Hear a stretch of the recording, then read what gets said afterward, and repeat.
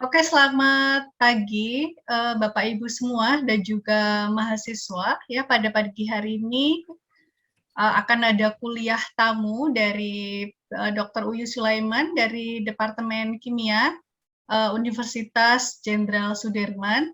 Sebelumnya saya akan membacakan CV beliau. Ya, oke. Sorry, salah. Oke ya, jadi untuk hari ini tentang konsep dasar dan dekonvolusi spektra XPS, X-ray photoemission spektroskopi untuk analisis material anorganik. Ya, jadi kuliah umum ini merupakan bagian dari program postdoktoral Undip 2021 ya. Jadi kegiatannya sangat banyak, selain ada kuliah atau kandidat atau postdoktornya tersebut memberikan kuliah, kemudian juga ada publikasi, ya mungkin juga nanti akan ada workshop seperti klinik manuskrip, ya, dan ini salah satu program yang sedang kita laksanakan. Kebetulan Pak Uyi Sulaiman ini sesuai dengan bidang di kimia, sehingga saya minta beliau untuk mengisi kuliah di departemen kita. Nah, berikut adalah sedikit CV dari Pak Uyi Sulaiman. Jadi untuk academic qualification-nya, beliau adalah PhD di Chemistry, Tohoku University, Jepang. Kemudian riset interest-nya adalah di Environmental Inorganic, Material Chemistry, Nanomaterials, Photocatalysis, Surface Design. Kemudian untuk lecture-nya atau kuliahnya itu beliau di Bioanorganic, Inorganic Material, Sintesis Material Anorganik, kemudian Kimia Zat Padat, kemudian ada Mekanisme Reaksi Anorganik, dan Kimia Koordinasi. Ini adalah publikasi beliau, jadi total number of paper-nya adalah 46 berdasarkan Google Scholar, kemudian di Scopus ada 27, H-indeksnya cukup tinggi, di Scopus 10, kemudian di Google Scholar-nya 12, dan citasinya adalah di Scopus 324, dan di Google Scholar-nya adalah 424. Nah, bagaimana kemarin saya sampaikan di grup dosen ya, bahwa seandainya Bapak Ibu menginginkan Pak Uyi untuk bisa mengisi mata kuliah Bapak Ibu, nanti bisa kontak saya dan akan saya sampaikan ke Pak Uyi, atau bisa langsung menghubungi Pak Uyi untuk mengisi katakanlah satu atau dua, mungkin satu pertemuan gitu ya. Nah, ini sebenarnya di lecture ini di Departemen Kimia ini cukup banyak dan ada memang untuk mata kuliah ini. Jadi monggo Bapak Ibu bisa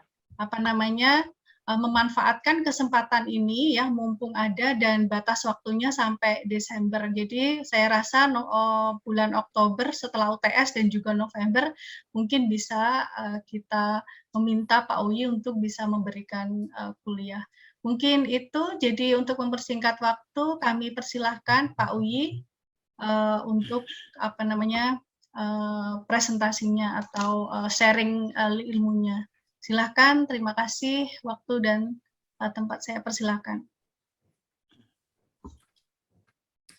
Assalamualaikum warahmatullahi wabarakatuh. Selamat pagi.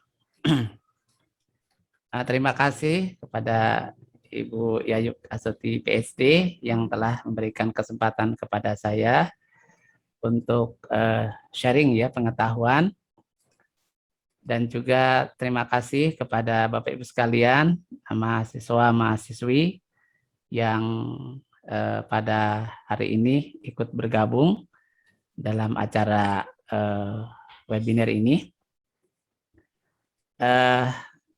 Saya perkenalkan, tadi sudah diperkenalkan sama Ibu Yayuk Astuti bahwa saya dari Universitas Jenderal Sudirman ya, sebagai dosen di sana di mata kuliah Kimia Anorganik. Dan pada kesempatan ini ya akan berbagi ya, share tentang XPS ya, sebagaimana yang diminta ya, walaupun saya sendiri sebenarnya belum mendapatkan kuliah tentang XPS itu sendiri begitu. Jadi karena penelitiannya itu berkaitan dengan surface, interaksi padatan dengan molekul organik, kemudian juga doping. Jadi mau tidak mau harus berinteraksi dengan XPS ya. Sejak S3 di Tohoku University juga berkaitan dengan XPS ya. Dan mau tidak mau harus mempelajarinya. Dan dari situ saya kembangkan ya dengan dekonvolusi ya dengan softwarenya sehingga banyak hal yang bisa dielaborasi. Baik Bapak sekalian, saya izin share ya ini PowerPoint-nya.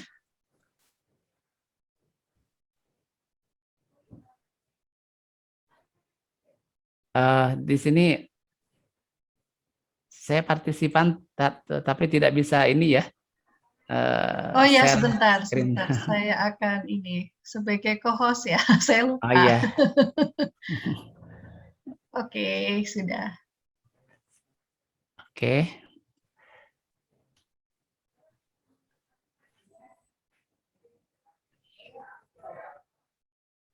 Baik Bapak Ibu sekalian, apakah sudah terlihat share screen-nya? Sudah, Pak. Ya.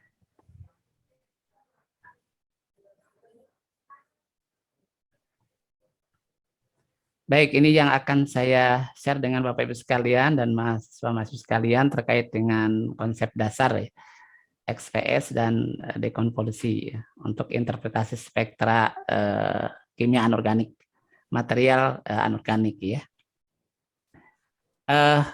Bapak Ibu sekalian, kalau kita lihat bagaimana perkembangan di awal alat ini adalah sebenarnya tidak terlepas dari para pendahulu konsep ini ya, dimulai dari Ronsen, ini sangat terkenal sekali ya, menemukan X-ray ya, dan tidak disengaja ya. Jadi memang sesuatu yang tidak disengaja kadang memberikan arti yang luar biasa gitu. Jadi ini memberikan makna kepada kita bahwa kita sebagai pendidik, sebagai saintis juga ya, harus sensitif ya dengan situasi ya. Boleh jadi sesuatu yang tidak disengaja atau sesuatu hal yang unik atau aneh itu memiliki arti yang sangat penting gitu. Dan beliau mendapatkan hadiah Nobel ya. Kemudian juga Rudolf Hertz dan Albert Einstein. Ini juga sama ya, memberikan kontribusi pada pengembangan alat ini ya. Karena dengan menemukan konsep dasarnya itu adalah efek fotolistrik ya. Photoelectric effect. Ya. Jadi ini yang mendasari XPS. Dan kemudian dikembangkan lebih lanjut ya, dengan spektroskopi elektron oleh Sigban. Jadi orang-orang ini yang melatar belakangi apa yang kita lihat pada saat ini, yaitu adalah alat XPS. Nah, untuk apa XPS ini? Ini aplikasinya beberapa hal yang mungkin saya temui ya secara praktik. Yang pertama itu adalah untuk analisis kualitatif.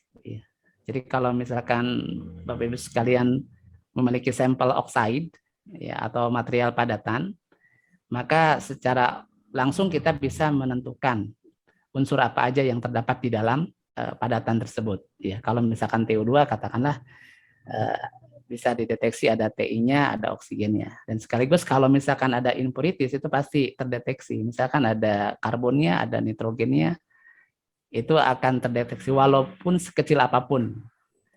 Walaupun hanya 1% itu, ini bisa dideteksi oleh alat ini begitu. Nah, ini hampir sama ya dengan EDX mungkin Bapak Ibu sekalian yang bisa menentukan unsur-unsur ya di dalam padatan. Hanya saja prinsipnya berbeda ya. Kalau EDX itu kan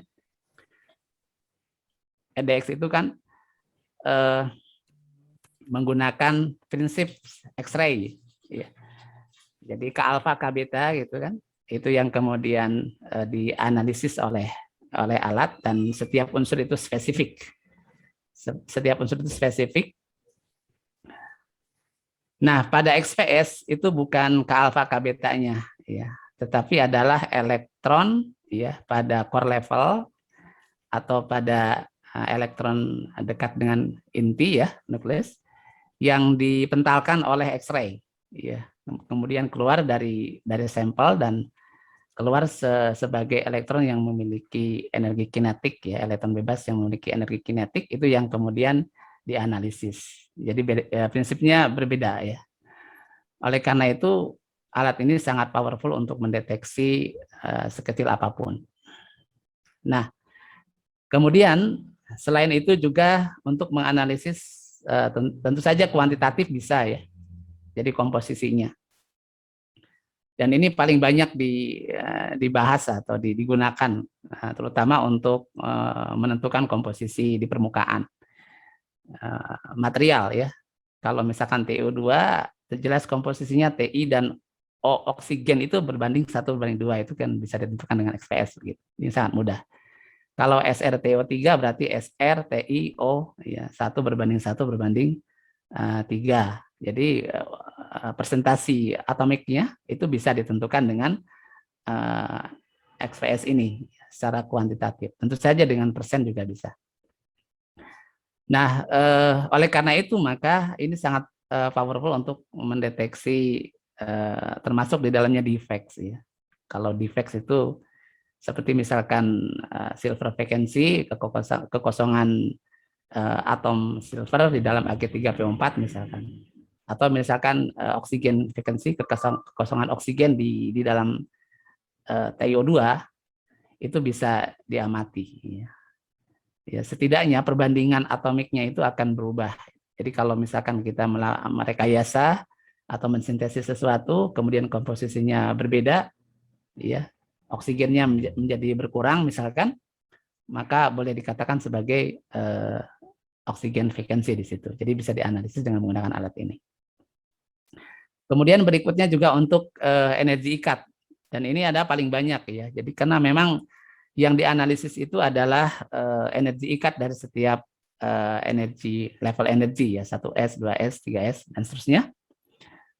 Dan ini lebih ke arah chemical shift ya, pergeseran kimia. Jadi energi-energi tersebut itu akan sedikit bergeser kalau misalkan terjadi interaksi kimiawi ya antara atom dengan yang lain ya, dengan atom yang lain. Dan ini sangat baik untuk analisis di permukaan karena di situ biasanya banyak reaksi atau interaksi antara misalkan katalis dengan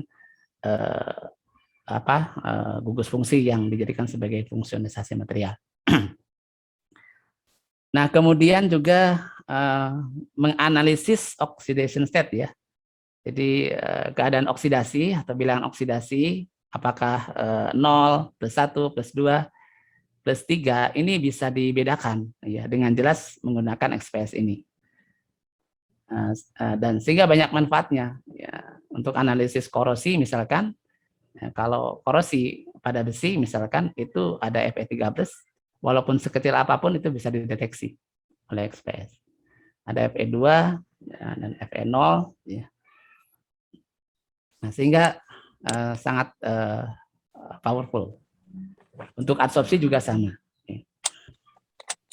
Kemudian berikutnya adalah untuk memahami interaksi kimia, tentu saja di dalam permukaan. Ya, jadi kalau kimia permukaan ya di permukaan itu tentu saja nanti ada banyak ya interaksi-interaksi yang terjadi, dan ini bisa dilihat dari perubahan spektra yang ada. Dan berikutnya adalah pita valensi ya, valence band. Ini juga bisa dianalisis dengan menggunakan XPS. Cuma jarang sekali orang menggunakan analisis ini karena mungkin sebagai secara teknis ya ini sangat sensitif sekali gitu. Jadi complicated ya. Saya pernah satu kali untuk menganalisis valence bands ini untuk melihat perubahan celah pita.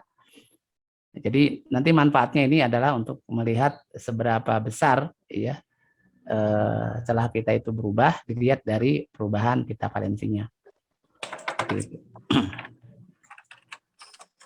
Nah, kemudian bagaimana sistemnya ya? Ini sistemnya sederhana sekali sebenarnya. Ya. Tapi alatnya cukup rumit gitu. Jadi di kita belum ada ya, di XPS ini. Ya, mudah-mudahan nanti Undip ya bisa mengadakan alat ini, karena untuk riset dasar ini sangat penting sekali dan banyak hal yang bisa dielaborasi dengan menggunakan alat ini. Mungkin Malaysia punya ya, negara tetangga, jadi kita bisa kolaborasi dengan Malaysia seperti USM. Kalau saya saat ini masih kolaborasi dengan Tohoku University untuk analisis XPS-nya. Nah, secara basic konsep, ya, prinsip dasarnya, alat ini harus berada di analisanya harus dalam keadaan vakum. Ya. Ini sangat penting karena tidak boleh ada kontaminan. Karena ada kontaminan sedikit pun itu akan menghasilkan data yang keliru, yang salah. Jadi sampai 10⁻⁸ Pascal. Ya. Kemudian yang kedua, alat tersebut adalah sumbernya ya X-ray. Jadi berkas sinar X. Ya. Ini adalah sumbernya yang nanti akan diinteraksikan dengan sampel kita. Ya. Dan ini yang monokromatis ya, bukan yang sinar putih atau Bremsstrahlung, tapi yang monokromatik. Ya. Ini hampir sama dengan XRD ya. Tetapi kalau XRD biasanya CU, tembaga, ke alfa ya 1,5 angstrom. Tapi kalau untuk XPS itu biasanya magnesium atau aluminium, ke alfa dari magnesium atau ke alfa dari aluminium. Itu bisa digunakan sebagai sumber energi untuk mementalkan elektron sampel. Ya. Kemudian sampelnya ya di sini diinteraksikan dengan berkas sinar X.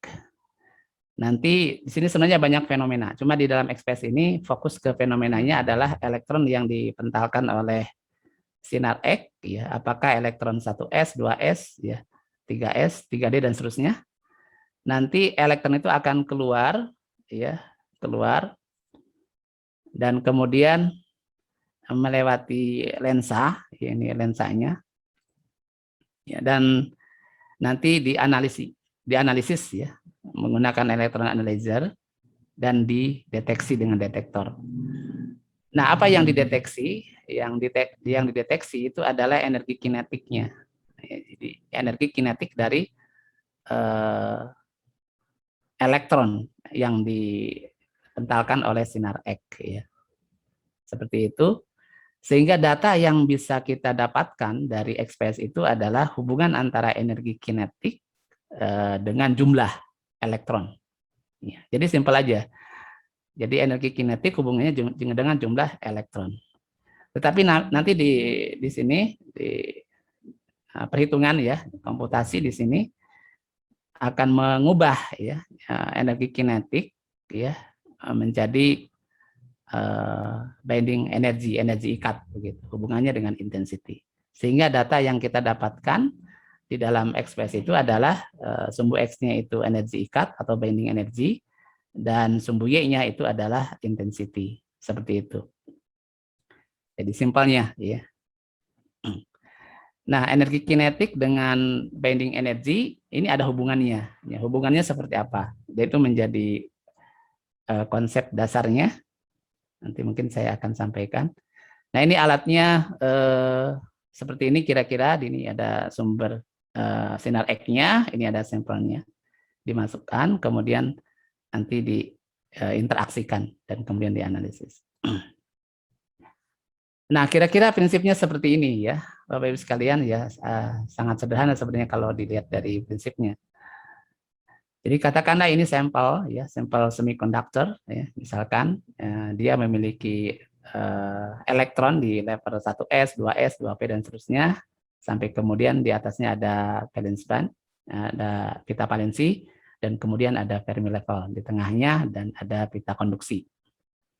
Nah, jadi kalau misalkan sampel ini ditembak dengan X-ray ya, dengan X-ray, maka elektron yang ada di dalam core level, jadi kita istilahnya dibagi dua ya, elektron itu di dalam material di dalam unsur itu ada elektron, ya, core level namanya, ya, elektron dalam, dan kemudian elektron yang terluar yang disebut dengan valence band atau pita valensi, elektron valensi.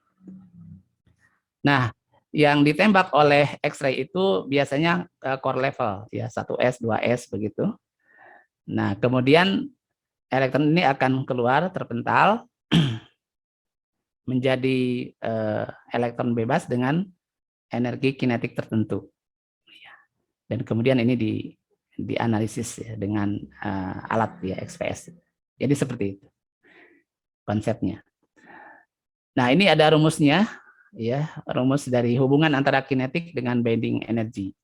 Sebenarnya rumus ini diambil dari konsep sederhana bahwa energi itu ya apa namanya, tidak bisa dilenyapkan ya. Jadi kalau energi yang datang itu HANU ini X-ray ini akan digunakan untuk mengeluarkan elektron. Ini akan sama ya, akan sama dengan binding energy ya. Kemudian akan sama dengan kinetik, energi kinetik ya, yang keluar. Dan kemudian di sini ada alat ini fungsi kerja ya. Jadi ini adalah simbol dari fungsi kerja dari alat ya. Nah, sehingga dari persamaan ini ya, hukum kekekalan energi ini, maka kita bisa dapati bahwa binding energy itu ya sama dengan hanya dikurangi kinetic energy ya, dikurangi dengan fungsi kerja di sini. Nah, jadi binding energinya yang akan ditentukan ya, yang akan dihitung ya, VS jumlah elektron atau intensitinya. Nah, kemudian ini binding energy ini ya, yang sudah dihitung ini tergantung ya pada nomor atom dari sebuah unsur ya. Jadi kalau misalkan nomor atomnya berbeda, maka binding energinya itu berbeda untuk level energi yang sama begitu. Misalkan 1s atau 2s ya. Ini akan berbeda. Oleh karena itu perbedaan ini maka dijadikan sebagai konsep ya untuk menentukan sebuah unsur ya, karena memiliki sifat karakteristik ya untuk elemen, untuk unsur ini. Jadi spesifik ya. Sebenarnya hampir sama ya prinsipnya untuk analisis seperti EDX juga ya. K alfa, K beta kan setiap unsur itu kan spesifik ya, sehingga dia bisa menentukan unsur apa. Dia hampir sama. Nah, di sini binding energinya. Jadi binding energinya ya itu spesifik ya terhadap berbagai macam unsur. Ya, karena setiap unsur pasti berbeda nomor atomnya. Oke, kemudian, nah bagaimana ya XPS ini bekerja begitu ya? Ini dirangkum ya. Jadi yang pertama tadi sudah disampaikan. Jadi X-ray-nya itu monoenergetik, kemudian ditembakkan ke sampel ya. Sampel akan mengeluarkan ya elektron yang kita sebut sebagai fotoelektron. Jadi fotoelektron. Ya, sebagaimana nama alat ini XPS, X-ray photoemission photoelectron spectroscopy. Jadi fotoelektron yang akan dianalisis sebagai energi kinetik. Nah, ini sumbernya ya, sumber X-ray-nya aluminium K alfa, magnesium K alfa. Ya, ini perbedaannya sedikit ya. Kalau aluminium K alfa 1486 elektron volt.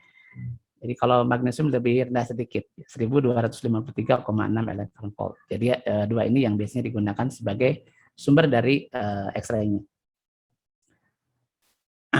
Nah, X-ray ini sebagai sumber fotonnya, dia bisa melakukan penetrasi terhadap sampel itu sampai beberapa mikrometer, ya, mungkin sekitar 1 mikrometer. Nah, tetapi data yang di-collecting ya dari fenomena ini adalah permukaan material kira-kira 10 sampai 100 Armstrong ya, kira-kira 1 sampai 10 nanometer ya. ya kira-kira pertengahannya 5 nanometer. Jadi 5 nanometer. Jadi informasi komposisi atom-atom yang ada pada solid itu dengan ketebalan 5 nanometer itulah yang kemudian akan dikolek ya. Kira-kira seperti itu yang akan dikolekting oleh XPS itu sendiri. Kemudian tentu saja ultra high vacuum ini lingkungannya harus benar-benar ya supaya tidak ada kontaminan. Dan ini kemudian ada untuk analisisnya menggunakan cylindrical mirror analyzer ya. Dan untuk spektrumnya nanti akan diplot ya hubungannya antara energi ikat ya binding energy dengan intensity.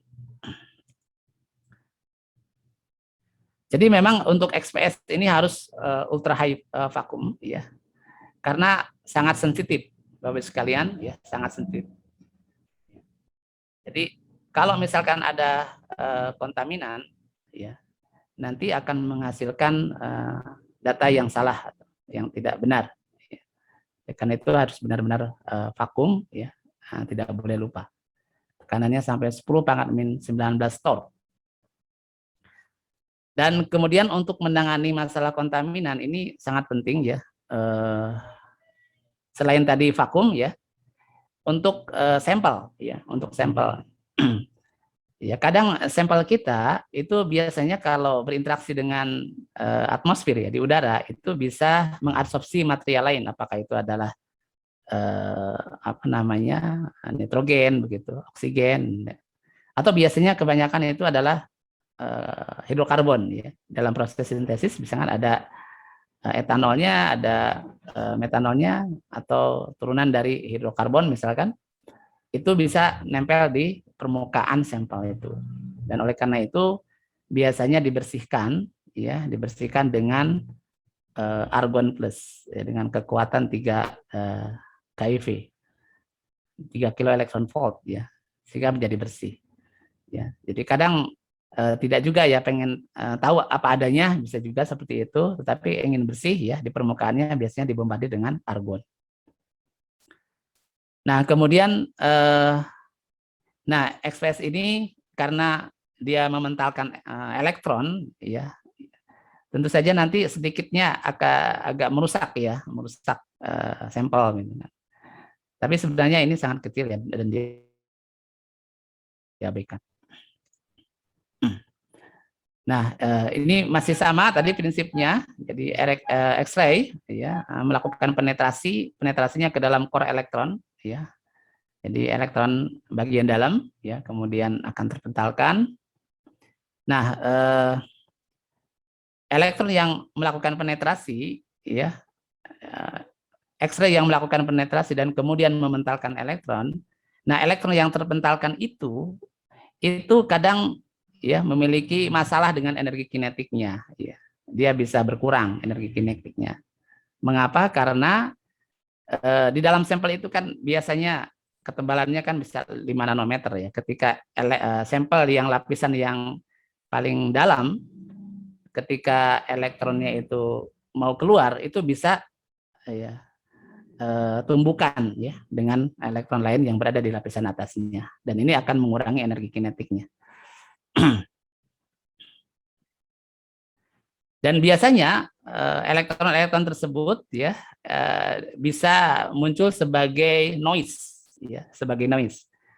Ya, elektron yang paling dalam itu akan muncul sebagai noise. Nah, kira-kira seperti ini ilustrasinya.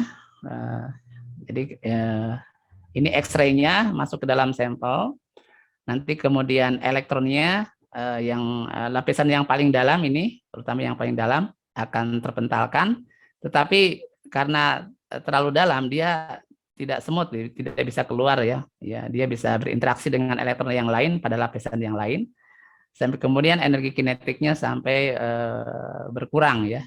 Sampai berkurang karena setiap dia berbenturan ya tumbukan ada energi yang ditransfer. Jadi semakin mengecil dan ini akan muncul sebagai noise nantinya. Dan noise tersebut nanti akan apa namanya dijadikan sebagai akan muncul ya di kurva PIX-nya itu dari energi binding energi yang terbesar itu semakin besar dan terus ke energi binding yang kecil mengecil begitu. Jadi seperti tangga nantinya kurvanya. Nah, yang tidak berbenturan ini bisa langsung ya energi kinetiknya yang bisa diamati sebagai peak. Oke. Nah, ini adalah susunan tabel berkala unsur-unsurnya. Jadi binding energy akan semakin meningkat dengan meningkatnya nomor atom ya. Atau misalkan dalam satu periode dari kiri ke kanan tentu saja ya nomor atomnya itu bertambah, maka binding energinya itu akan bertambah ya. Karena interaksi antara proton yang lebih banyak dengan elektron yang banyak itu akan semakin kuat, sehingga untuk mengeluarkan elektron yang paling dalam itu maka semakin besar begitu. Jadi seperti itu. Nah, ini bisa kita lihat hubungan antara energi ikat ya, binding energy dengan atomic number ya, nomor atom ya. Jadi semakin besar nomor atomnya, maka binding energinya akan semakin tinggi. Atau dibalik kurvanya. Jadi kurvanya yang sumbu X-nya itu adalah nomor atomnya, di atasnya binding energinya. Jadi intinya sama aja kesimpulannya. Cuma kalau dilihat dari sumbu X-nya nomor atomnya, maka kita lihat bahwa perubahannya sangat drastis ya untuk setiap perbedaan nomor atom ya, sehingga kelihatan sekali, sehingga kita benar-benar bisa mendeteksi secara kualitatif dari material sampel kita terkait dengan unsur-unsurnya. Oke. Nah, ini sebagai contoh misalkan energi ikat ya untuk elemen di logam transisi ya, dari SC, TI, V, CR ini memiliki energi ya, energi ikat untuk 2P 3/2 ya, nanti mungkin kita bahas ini 3/2 itu dari mana ya. 2P 3/2 ini 399 ya. Nah, kalau TI itu 454 untuk level energi yang sama ya. 2P 3/2. Kemudian vanadium 512. Ini kan cukup jauh sekali ya dan berbeda, sehingga kita bisa mengamati atau bisa menentukan ya bahwa sampel ini adalah SC atau TI gitu. Dilihat dari binding energinya. Atau energi yang lain misalkan di 3P-nya ini juga sama ya. Jadi semakin meningkat ya untuk nomor atom yang semakin besar. Sehingga ini bisa dijadikan sebagai karakteristik dari unsur tersebut ya untuk analisis kualitatif. Bahkan untuk perbedaannya saja ya, ini perbedaan antara dua energi ini juga nampak ya semakin meningkat. Jadi perbedaan ini juga merupakan perbedaan yang sifatnya karakteristik ya. Jadi untuk unsur tersebut. Nah, ini contohnya juga untuk tabel ya, bisa kita lihat dimulai dari hidrogen, helium, litium, dan seterusnya. Cuma untuk helium dan hidrogen, sampai saat ini saya belum melihat ada orang yang menganalisis dengan menggunakan XPS, energi ikat helium dan hidrogen ya. Ini tidak bisa digunakan dengan XPS untuk saat ini ya, mungkin dengan sinkrotron atau dengan teknik yang lain. Jadi mulai dari litium sampai kemudian unsur yang lain. Nah, ini contohnya Bapak Ibu sekalian, ya beberapa data ya. Ya sebenarnya nanti datanya itu tabelnya itu banyak sekali ya. Ya, jadi kita bisa melihat dari tabel ya untuk setiap binding energy. Ini hanya contoh saja. Misalkan untuk AG ya, untuk AG. AG metal ya, ini memiliki energi ikat 368,2 elektron volt.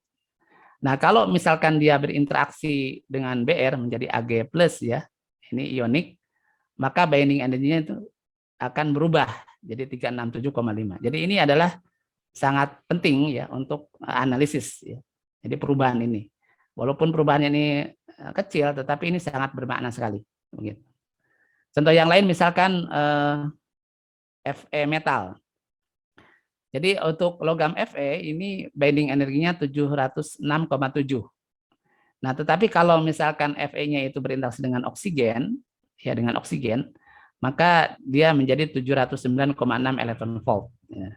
Jadi lingkungannya berbeda, maka binding energi ya untuk 2p3/2-nya, ya, 2p3/2-nya ini menjadi berubah. Ya.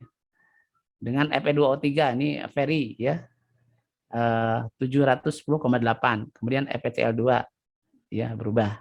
Jadi ini merupakan data-data yang sangat penting. Yang lain contohnya misalkan Cu ya, Cu logam. Ini 933 elektron volt. Ya, kemudian CO1 oxide ini kan lingkungannya beda dengan CO metal. Ini masih sama. Ya, mungkin komanya yang berbeda. Tapi Bapak sekalian, kalau misalkan mendapati hal yang seperti ini, ya, jangan khawatir ya. Jadi kita bisa menganalisis bukan hanya di binding energy untuk Cu2P32-nya, tetapi di binding energy yang lain. Atau biasanya dengan menggunakan Auger ya, spektra ya. Jadi nanti mungkin Auger spektra akan saya bahas juga. Kemudian berikutnya TI metal, ini biasanya di TU2, ini sudah familiar dengan penelitian yang menggunakan TU2 untuk aplikasi fotokatalis ya. Ini binding energinya bisa beda-beda untuk P3/2-nya. Jadi dan seterusnya. Dan yang terakhir ini adalah karbon ya. Ini karbon ya, karbon lingkungannya berbeda-beda. Kalau karbon berikatan dengan karbon 284,8, kalau berikatan dengan oksigen ini akan bertambah ya. Seperti karboksilat ini 288,5. Nah, di sini karbon kadang dijadikan sebagai karena sudah diketahui bahwa karbon CC itu adalah 284,8, biasanya para pengguna ya XPS ini menggunakan standar ya. Itu adalah karbon C1S pada peak 284,8. Jadi yang lainnya mengikuti ini. Jadi sampai saat ini banyak menggunakan itu. Walaupun sebenarnya pernah dikritik di Nature juga ya untuk menggunakan standar karbon ini dihentikan itu. Tapi sekarang masih menggunakan karbon ini. Tetapi yang paling penting ini sebenarnya adalah pada proses perubahan spektra itu, ya, perubahan spektra yang terjadi, yaitu yang paling menarik.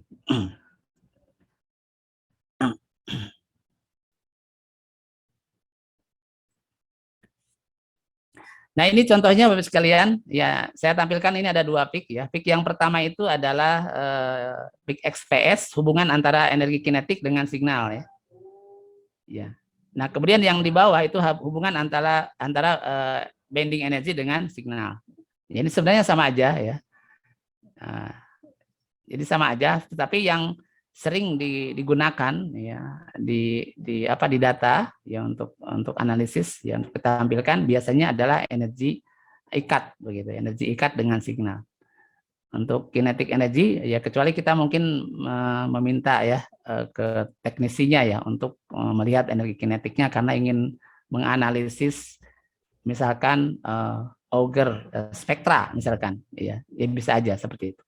Tapi selama ini biasanya adalah binding energy vs intensity. Ya. Dan selalu seperti tangga ya untuk binding energy yang lebih besar ini katakanlah 1800, ini noise-nya itu berada di atas dan terus semakin ke kanan semakin menurun. Jadi tidak datar gitu. Jadi baseline-nya itu noise-nya itu tidak datar ya, tapi berundak gitu seperti apa? Seperti tangga. Ya. Jadi ini ciri khas dari XPS.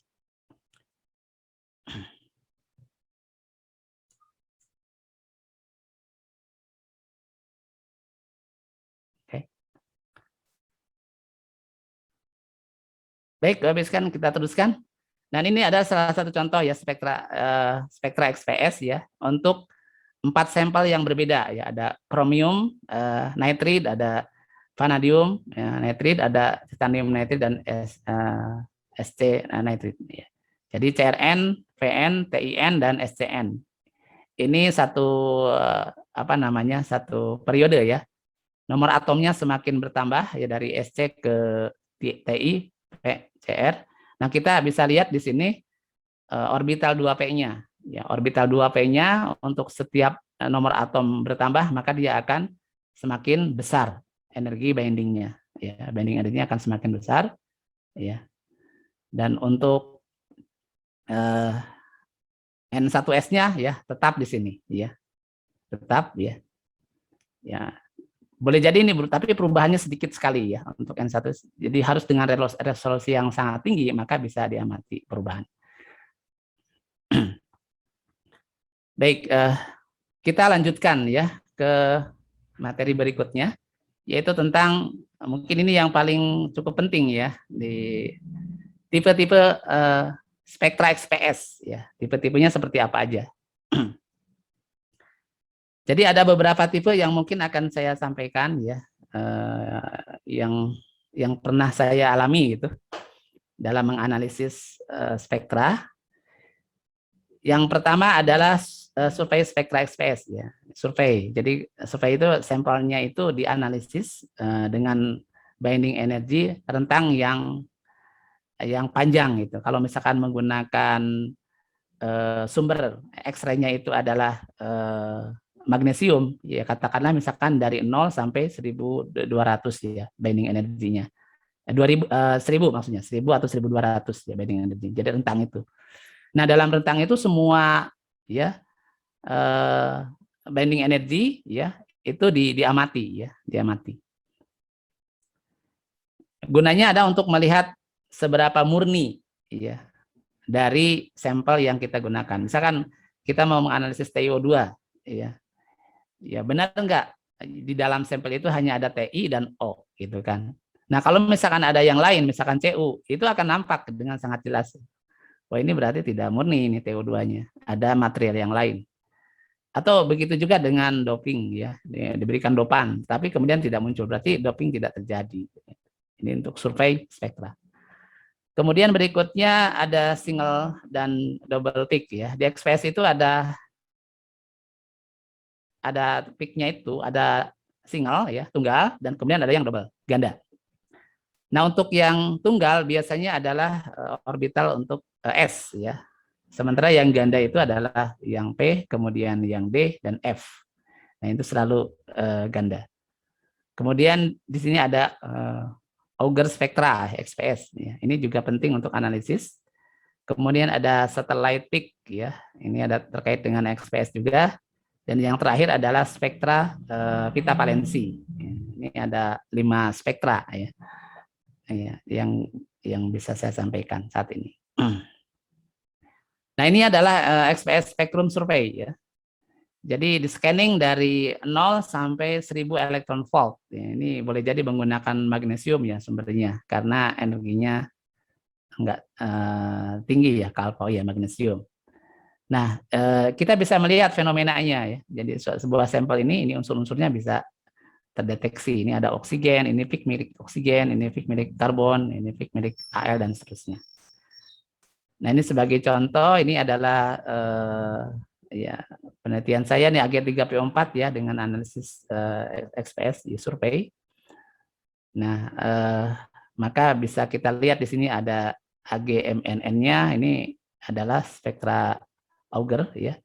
Ada OKLS spektra Auger juga. Di sini ada AG3S dan ini ada AG ya, double peak, kemudian ada O1S dan seterusnya. Ini semuanya terdeteksi ya.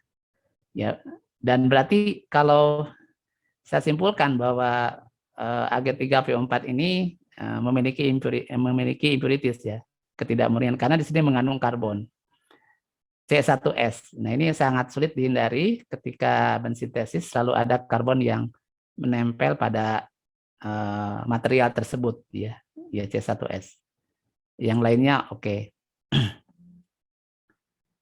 Nah, berikutnya spektra tunggal dan double ya, spektra tunggal dan double. Jadi kalau misalkan orbitalnya itu adalah S ya, level energinya itu adalah S, ya 1S atau 2S, maka akan muncul peaknya tunggal begitu. Jadi tunggal. Tetapi kalau misalkan P, D dan F ini selalu munculnya double ya. Misalkan CU2P. Ini 2P-nya. Maka kita akan lihat ya ada 2 peak. Di sini adalah 2P setengah, 2P 1/2, dan 2P 3/2. Nah, apa yang menyebabkan ini 2 peak ya? 2 peak. Karena untuk orbital P, D, dan F ini akan terjadi spin orbit coupling ya. Jadi gabungan antara orbital angular momentum ya dengan spin ya. Jadi dengan rumus J sama dengan L besaran L plus minus S ya. Jadi L ini adalah orbital angular momentum, kemudian S-nya ini adalah spin ya. Sebagaimana yang telah kita ketahui bahwa elektron itu punya 2 arah ya, 2 spin ya, plus setengah dan min setengah ya dengan kuantumnya. Sementara L itu terkait dengan orbital, untuk orbital S 0 ya, kemudian untuk P1, D2 dan F3 dan seterusnya. Jadi ini tinggal dihitung aja ya. Untuk J-nya L min S ya. Kalau misalkan P berarti P itu 1 ya. 1 kemudian dikurangi setengah jadi setengah ya. Kemudian 1 ditambah setengah, berarti 1/2 atau 3/2, seperti itu.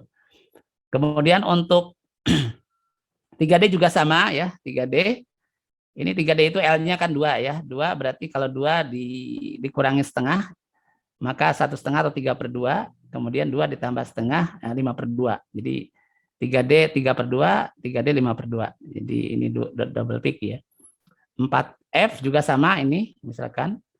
Ya, 4F ya. F itu 3 ya. Jadi 3 kalau dikurangi setengah, 2/2 atau 5/2 ditambah setengah 7/2.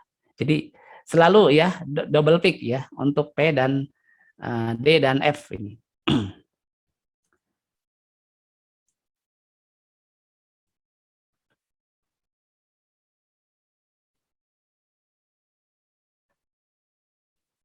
Oke, maaf ini komputernya nggak bergerak.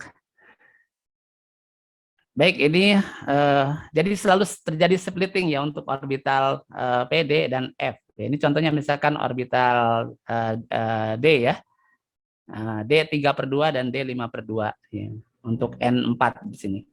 Nah, ini ada hal yang perlu kita ketahui di sini ya terkait dengan spin orbital splitting. Jadi double peak ini menghasilkan jarak ya antara 3/2-nya D 3/2 dengan D 5/2. Nah, jarak ini selalu konstan sehingga disebut juga konstanta ya. Perubahannya tidak terlalu signifikan ya. Jadi untuk setiap apa namanya unsur ya, ini akan sama jaraknya ya. Mungkin posisinya berbeda ya. Posisinya berbeda, tapi jarak antara keduanya itu tidak akan pernah jauh berbeda ya. Seperti apa ya? Mungkin seperti suami istri lah katakan. Suami istri kan tidak bisa berpisah ya jaraknya pergi kemanapun, tapi dia bisa pindah ya, dari satu lokasi ke lokasi yang lain misalkan dari Purwokerto atau ke Semarang. Nah, ya. Tetapi jarak antara suami dan istrinya tetap ya sama ya. Mungkin seperti itu. Dan kemudian rasio yang perlu diperhatikan peak rasio ya. Rasio antara D 3/2 dengan D 5/2 ini harus konstan ya. Ya untuk orbital D itu biasanya adalah 2/3. Nah ini. Jadi 2/3. Jadi kalau misalkan 1/2 ini berarti ada yang salah begitu. Ya, peaknya bukan double peak ya, bukan peak yang dimaksud begitu. Oke, dan ini adalah contohnya mungkin bisa lebih jelas ya bahwa elektron memiliki spin ya, dan kemudian juga dia memiliki orbital momentum angular orbital ya. Kalau tidak searah ini berarti L dikurangi S, kalau searah L plus S. Jadi J-nya bisa berbeda seperti ini. Dan perbandingan ininya bisa dihitung ya dengan masing-masing 3/2 dan 5/2-nya ini bisa dihitung ya J-nya ya. Jadi J-nya dengan rumus GJ-nya dengan rumus 2J plus 1 ya. Nanti ini bisa dihitung, dan ini perbandingannya untuk palladium, ini untuk palladium 3D ya. Ini 6, 4 ya. Berarti perbandingannya adalah 3:2 atau 2:3. Oke. Nah, ini lebih jelasnya seperti ini. Jadi pada intinya untuk spektra XPS ini sangat mudah ya, karena hanya ini saja ya. Tidak ada yang lain begitu kan. Jadi untuk orbital P, untuk orbital D dan F ya, ini akan memiliki 2 peak begitu. Dengan perbandingan peaknya adalah 1:2 ya. Untuk orbital D 2 peak juga, perbandingan 2:3, dan untuk F adalah perbandingannya 3:4. Jadi seperti ini. Oke, nah ini adalah salah satu contoh yang saya analisis ya. Ini adalah Ag3PO4 ya, dan dianalisis Ag3D-nya. Jadi 3D, dan Ag3D ini memiliki 2 puncak ya. Yang pertama adalah 3D puncak yang pertama ya, peak yang pertama ya. Besarannya 374,3, yang peak yang kedua besarannya adalah 368,3. Nah, spin orbitnya ini jaraknya ya sama di sini. 6,0, ini 6,0 ya. Nah, yang menjadi concern pada data ini adalah ketika Ag3PO4 ini yang putih ya di treatment, diinteraksikan dengan alginat, maka terjadi perubahan ya, shift, chemical shift dari Ag3D ya ke kanan begitu kan. Ini yang merah. Ini yang ditreatment dengan menggunakan alginat ya. Nah, tetapi jarak antara peak keduanya ini sama ya, J-nya ya, spin orbitnya sama. Jadi 6,0 electron volt ya. Walaupun kemudian ketika diukur ini keduanya ini ada istilah FWHM ya. FWHM itu adalah lebar setengah puncak. Ini juga bisa dihitung ya. Sama dengan menghitung peak dari XRD ya, ada FWHM-nya. Karena FWHM juga sangat penting sekali ya untuk menganalisis seberapa besar pengaruh dari treatment yang kita lakukan. Oke, baik. Berikutnya adalah saya akan menyampaikan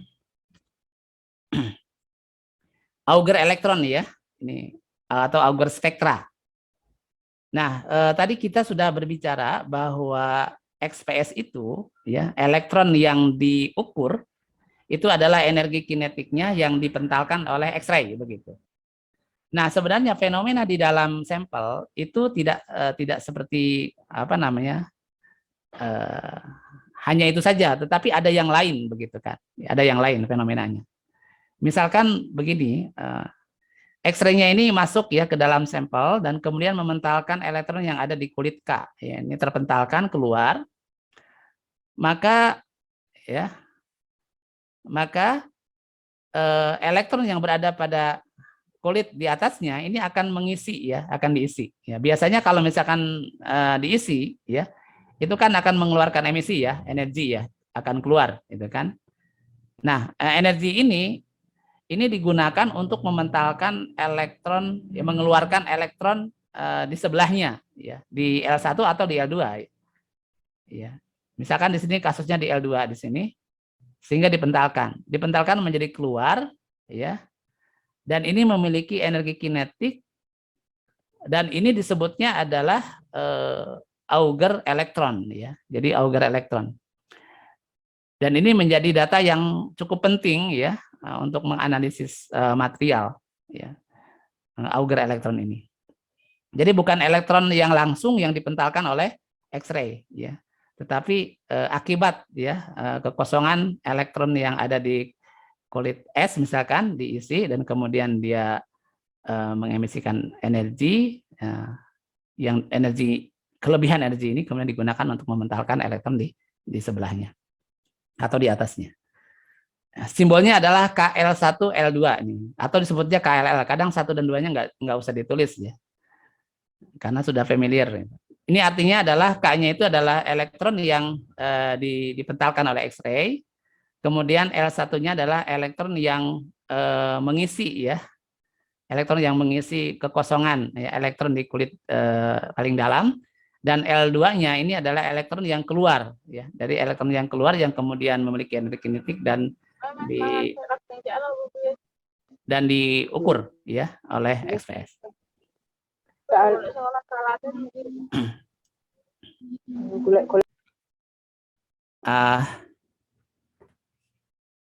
Dan contohnya ini ya Bapak Ibu sekalian, ini ada apa namanya sampel ya titanium nitrate ya, titanium nitrate ya dianalisis survei spektra, maka kita bisa dapati di sini ada TILMM, kemudian ada NKLL. Ini adalah auger elektron. Menurut Adini buku ini dua kali.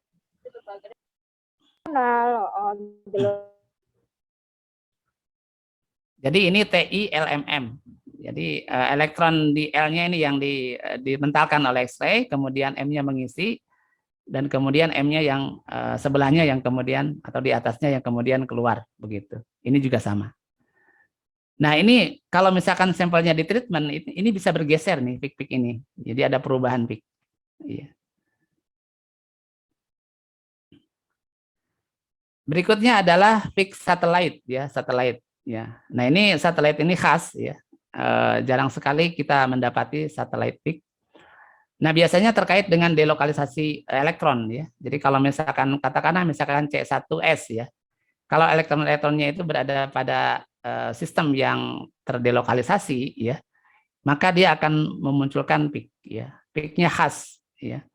Misalkan untuk C1s itu muncul di 291,5 elektron volt. Ya, ini ketika saya menginteraksikan Ag3PO4 dengan polivinil alkohol ya. Dengan polivinil alkohol, kemudian ternyata bisa terjadi interaksi begitu kan. Ya. Kenapa? Karena ada elektron yang terdistribusi antara polivinil alkohol dengan surface dari Ag3PO4 itu. Entah dengan Ag ataupun dengan oksigen ya. Jadi ya yang jelas muncul peak seperti ini ya. Ya, ini jarang sekali nih, mungkin faktor kebetulan aja ya. Karena unik ya, sehingga ini bisa dipublikasi di jurnal yang cukup bagus ya. Nah, seperti itu. Nah, ini yang lainnya ini seperti CC, CO dan COO ini berbeda juga ya. Jadi kalau misalkan C-nya itu berada pada lingkungan yang berbeda, maka dia akan muncul pada peak yang berbeda. Nah, ini bisa dianalisis ya, peak-peak ini dengan menggunakan dekonvolusi ya. Ini kan peak ini aslinya ini yang hitam gitu kan. Jadi tidak ada pembagian fitting seperti ini yang hitam. Nah, cuma kita bisa menganalisa bahwa ini ternyata ada 5 peak ya. Yang terakhir adalah peak-peak yang terkait dengan satellite peak.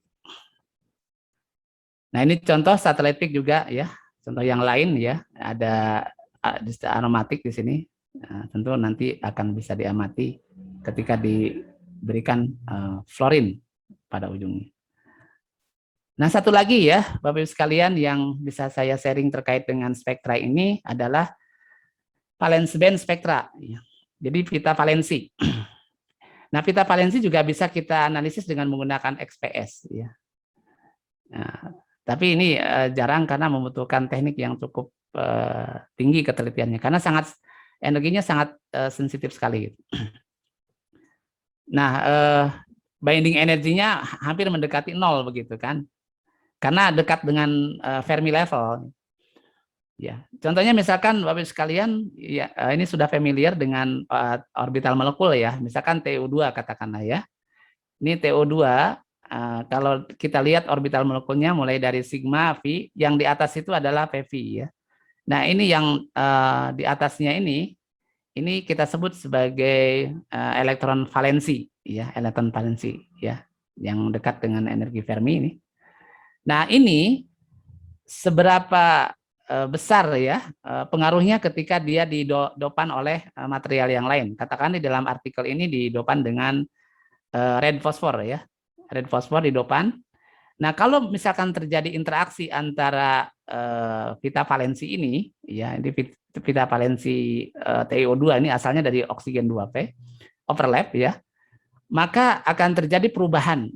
Jadi perubahan energi.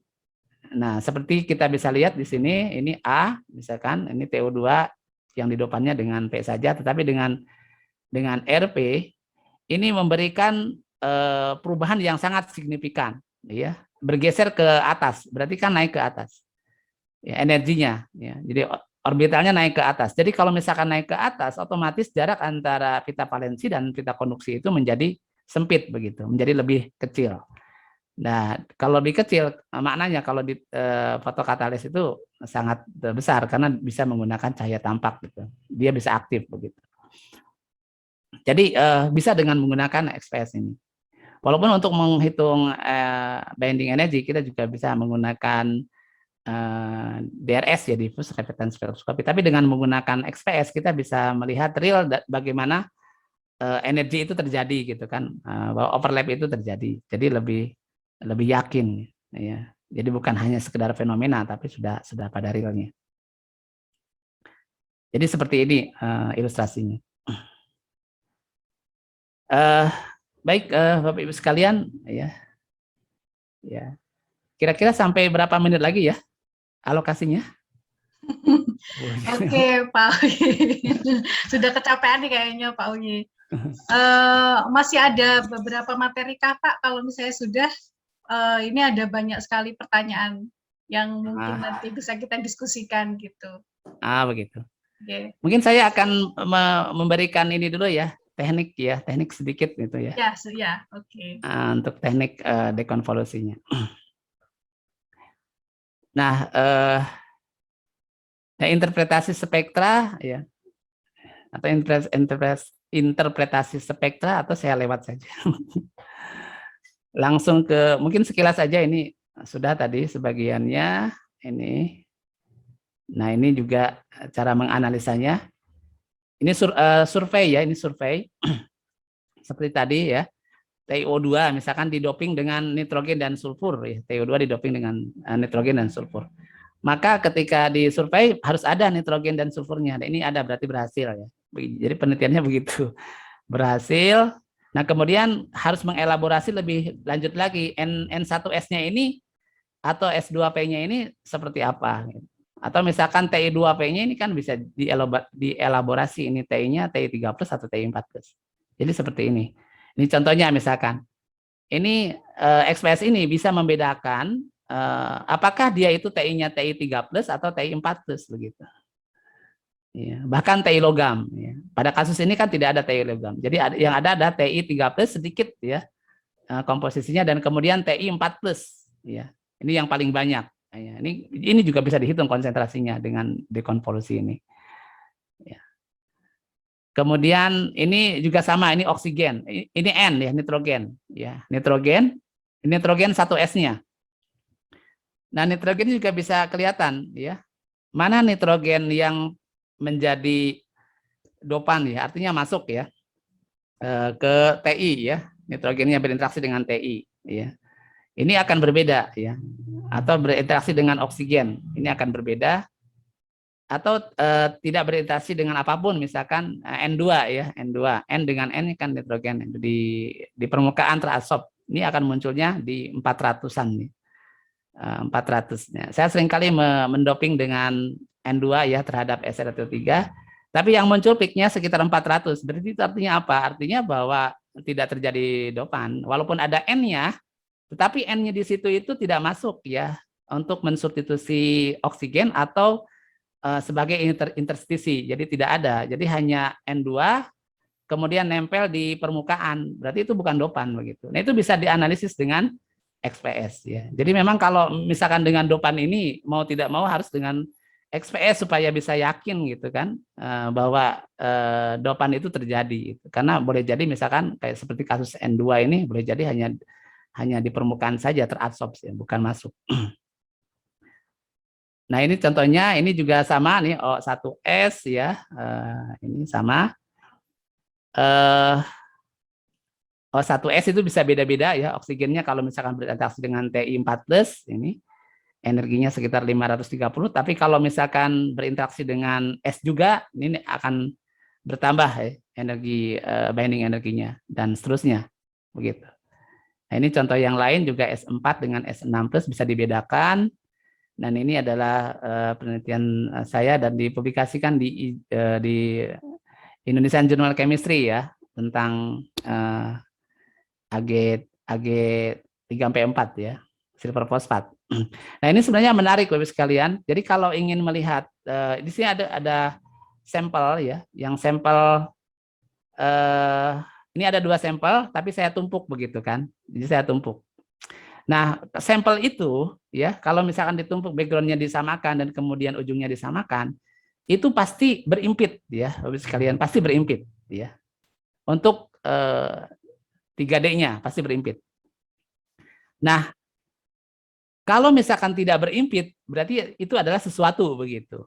Ini sesuatu. Nah, saya lihat ini tidak berimpit, berarti ada sesuatu.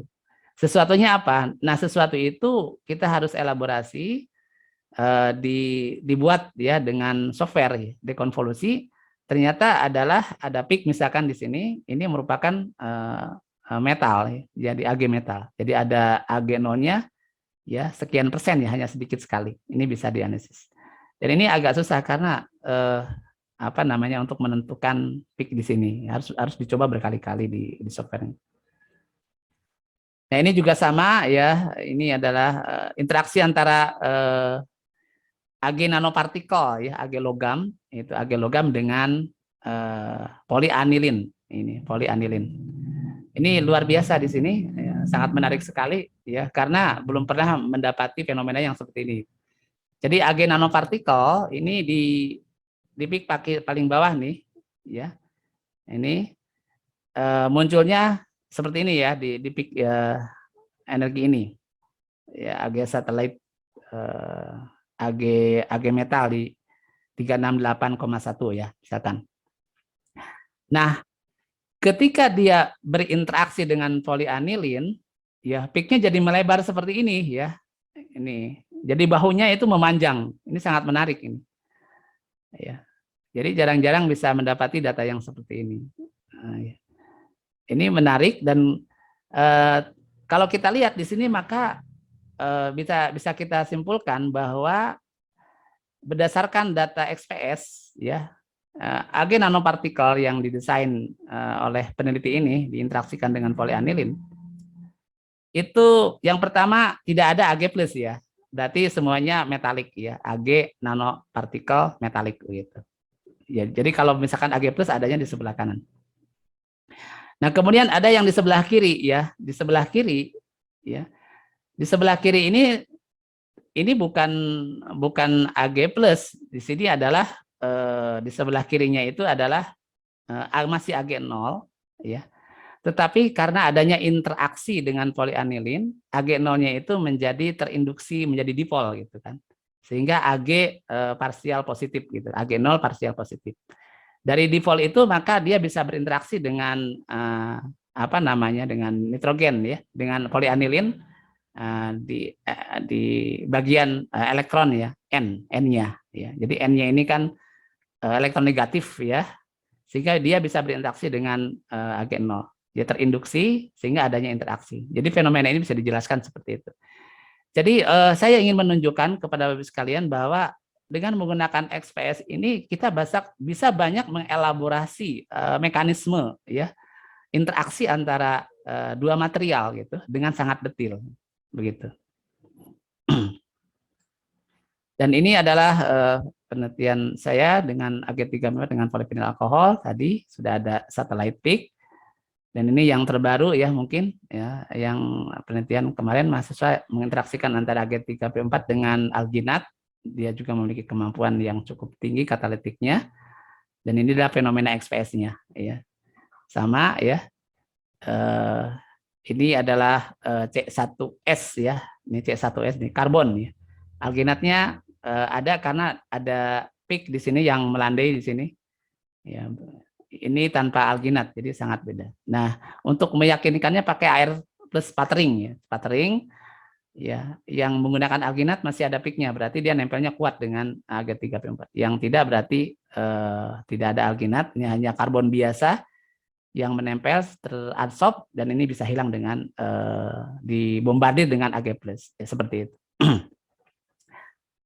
Ini contohnya, kemudian ini dilihat dari Ag3D-nya, ya.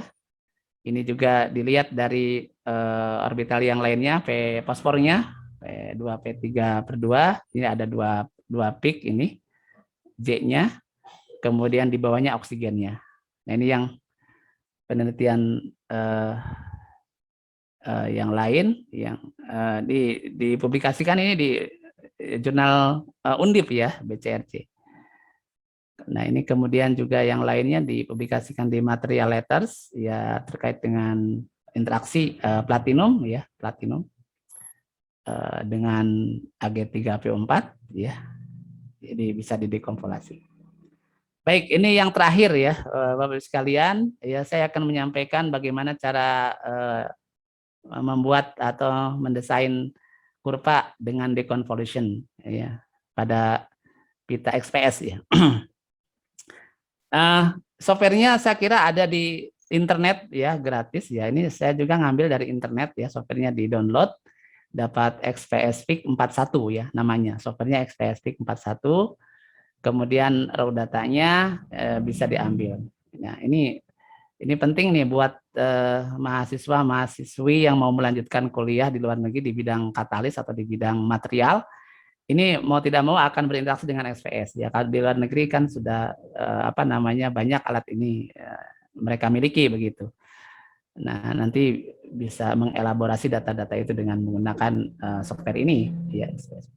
Jadi caranya adalah datanya ini diubah ke dalam bentuk text doc, dari sini langsung bisa diolah dengan software XPS PIC 41.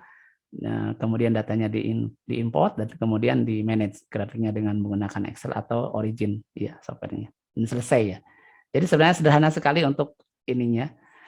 Analisisnya dengan menggunakan software, ini adalah software dalamnya XPS PIC ya. Untuk fittingnya nanti kita bisa buka software ini, nanti datanya diimport ya, import ASCII-nya, nanti masuk datanya.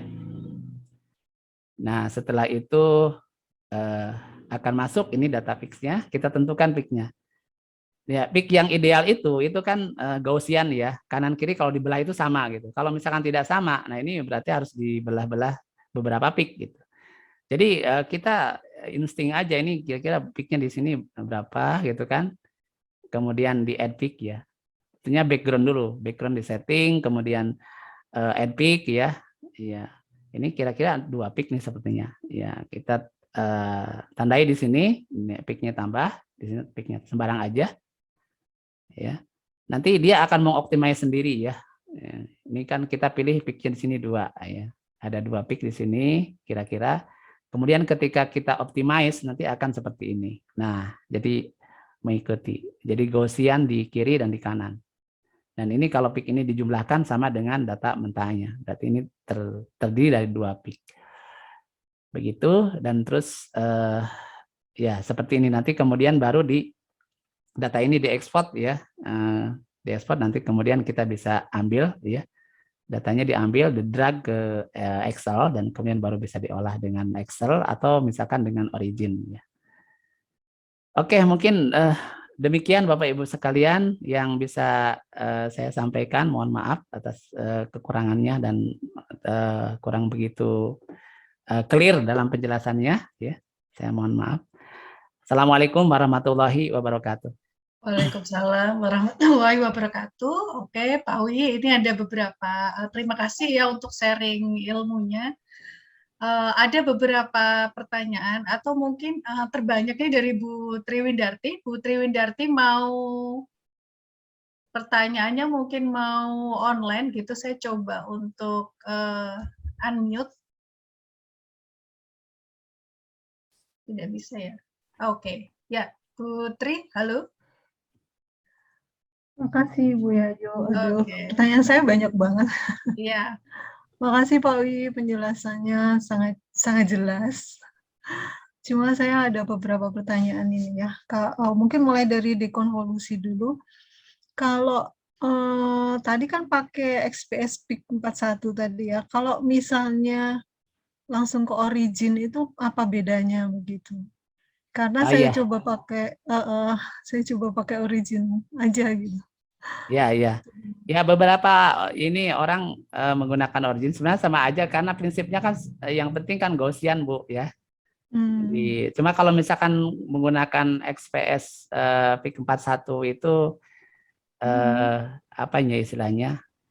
Eh, jadi orang memandangnya sudah familiar gitu kan. Ya, misalkan seperti saya menerbitkan data ya di data in brief begitu kan.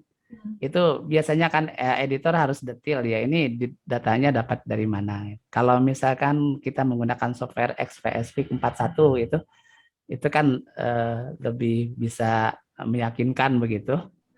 Ya, ya. Jadi walaupun sebenarnya pakai itu juga sebenarnya nggak masalah dengan Iya, origin. karena kan itu persamaan Tergantung matematika ya ya Pak ya. sama isinya sama itu kan Gaussian itu Iya, sebenarnya. iya. Tapi saya belum Eh, pernah menggunakan itu dengan origin ya. Oke, karena Ya. saya belajar dari YouTube ya kok ternyata bisa dikonvolusi langsung. Cuma itu tadi Pak, kalau pertanyaan saya yang lain itu eh, hasil dikonvolusi itu kan harus menghasilkan tadi ya selisih apa separation energinya itu kan harus eksak segitu gitu ya, karena itu perhitungan kuantum kan harusnya delta E-nya nggak boleh menyimpang dari itu. Nah, apakah kita bisa mengatakan dekonvolusi kita nggak tepat kalau dari angka angka itu tadi ya, selisih delta E-nya tadi, Ya, ya. atau delta bending energinya? Ya, sebenarnya mungkin boleh jadi banyak faktor ya di penentuan peak itu, Bu. Jadi kadang saya berkali-kali gitu kadang Heeh. penentuan peak itu tidak tepat begitu kan. Misalkan sebenarnya kan kita tidak tahu kan memilih peak yang mana, nilainya yang mana ya. Ketika Hmm. kursor mendekati peak misalkan puncak gitu kan. Ditentukan kemudian optimize ya. Nah, kadang kita menghasilkan fittingnya itu tidak bagus ya. Kemudian kita ganti ya, memilih peak-peak yang lain lagi. Dan kemudian hasilnya ternyata berbeda begitu kan, lebih bagus. Nah, jadi Hmm. memang ada kalanya mungkin di teknik di situ, di teknik kita memasukkan data ya penentuan peaknya itu, ya kadang tidak sesuai dengan apa yang kita dapati dari teori. Ya mungkin sampai sampai kemudian sesuai dengan teori begitu kan. Kalau untuk delta J-nya ini harus harus konstan ya konstanta ya. Hmm. Memang harus seperti itu sepertinya Bu. Iya, Ya. iya. Maksud saya apakah ketika dekonvolusi itu kita harus kejar benar sampai dapat apa delta bending energinya itu memang sesuai dengan teori atau karena itu Tidak, sulit ya sekali ya. tidak mesti Bu. Yang penting Heeh. apa ya istilahnya tidak jauh berbeda lah. Ya, misalkan Oke, untuk oke. nitrogen ya, nitrogen kalau kita doping biasanya kan 395 elektron volt ya. Kita dapat 397 itu sebenarnya udah masuk begitu. Udah Hmm. masuk. Kecuali kalau T-nya misalkan berapa ekstrim tadi, Pak? sekali 400 itu 401 itu masuk Iya, iya. nitrogennya N2 misalnya. Oh Ya, saya gitu kira ya. perbedaan sedikit wajar sih karena di alat juga sebenarnya kan ada deteksinya, limit deteksinya gitu kan. Berapa Sedikit elektron tuh volt. berapa, Pak? Ya biasanya 0,1 atau 0,2 ya rata-rata gitu Oke. seperti itu. Ya. Terus, makasih untuk berikutnya nih pertanyaan saya yang terkait dengan kekosongan oksigen itu kalau oksigen itu bisa juga dipakai untuk menentukan terjadi nggak kekosongan oksigen. Nah, itu caranya kita pakai bisa jadi terjadi pergeseran atau memang kita bandingkan aja dengan yang nggak kita treatment gitu misalnya. Ya, iya. Yang paling Hmm. praktisnya bisa dibandingkan dengan yang tidak di treatment gitu. Hmm. Kemudian yang kedua itu yang pertama kalau ada pergeseran itu kan ada sesuatu energi ya yang berubah gitu. Yang Hmm. kedua bisa ditentukan juga perbandingannya Bu, perbandingan atomic ratio-nya. Ya, saya Atomic ratio-nya. iya biasanya misalkan saya mensintesis misalkan SrTiO3 misalkan. Nah, kalau mensintesis SrTiO3 perbandingan eh, atomnya ya S berbanding R berbanding TI O itu kan seharusnya 1 berbanding oksigennya 3 kan. Gitu. Nah, kalau Tapi misalkan perbandingannya itu enggak, ya kita fokus misalkan perbandingan ke SR dengan TI misalkan. Nanti perbandingan kan harus 1 kan, SR per TI. Nah, nanti kalau misalkan perbandingannya itu ternyata lebih besar, misalkan SR per TI-nya itu tidak 1, misalnya 1,2. Nah, berarti di situ ada kelebihan atau ada kekurangan TI di situ. TI-nya berkurang, berarti kan ada kation vacancy di situ. Biasanya bisa dari rasio itu sih. Iya, meskipun itu kita nggak bisa tentukan apakah dia secara kristal dia memang ada defeknya atau just di permukaannya terjadi sesuatu gitu ya Pak. Nah, kalau untuk kasus surface itu, express itu di permukaan, Bu, karena yang dianalisis itu kan jaraknya kan sekitar 5 nanometer ya dari permukaan itu. Kalau di dalamnya itu ya tidak sampai, karena data yang di collectingnya itu di permukaan sih. Seperti itu. Berarti just oxygen vacancy untuk surface aja ya? Kita Iya, tidak surface bisa bilang Jadi ada sesuatu dengan kristalnya, nggak bisa ya Pak? Iya. Atau bisa juga kalau misalkan untuk oksigen vakansi atau terkait dengan defect itu menggunakan HRTM itu lebih apa istilahnya, eye catching ya, karena kita bisa lihat gitu. Kan misalkan atomnya yang kosong atau misalkan ada dislokasi dan sebagainya itu kelihatan banget ya kalau pakai itu HRTM itu. Gitu. Terima kasih Pak untuk pencerahannya. Sama-sama Bu. Oh iya, untuk satu lagi, untuk Auger transition tadi, itu identifikasinya gimana ya Pak? Apakah dia juga eksak kayak tadi ya? Kayak yang misalnya 3D udah pasti ada 10 dan lain sebagainya. Itu kalau Auger tuh apakah iya. Ya, eksakta juga misalkan untuk OKLL ya, itu sudah binding energy-nya sudah sekian begitu. Untuk oksigen. Ya, OKLL ya. Nah, kecuali nanti lingkungannya berbeda ya. Kalau lingkungannya berbeda, dia bisa bergeser ke kiri atau ke kanan itu bisa maka bisa dibandingkan di situ. Iya, tergantung environment state-nya. Oke. Sama ini Pak, yang valensi band tadi itu kan bending energinya kecil banget ya Pak? Iya, mendekati 0. Iya. Itu kalau dekonvolusi bisa nggak ya Pak? Saya belum pernah orang yang melakukan dekonvolusi valence band. Ya, jadi karena yang pertama mungkin kalau di dekonvolusi itu untuk memisahkan energi yang mana gitu kan.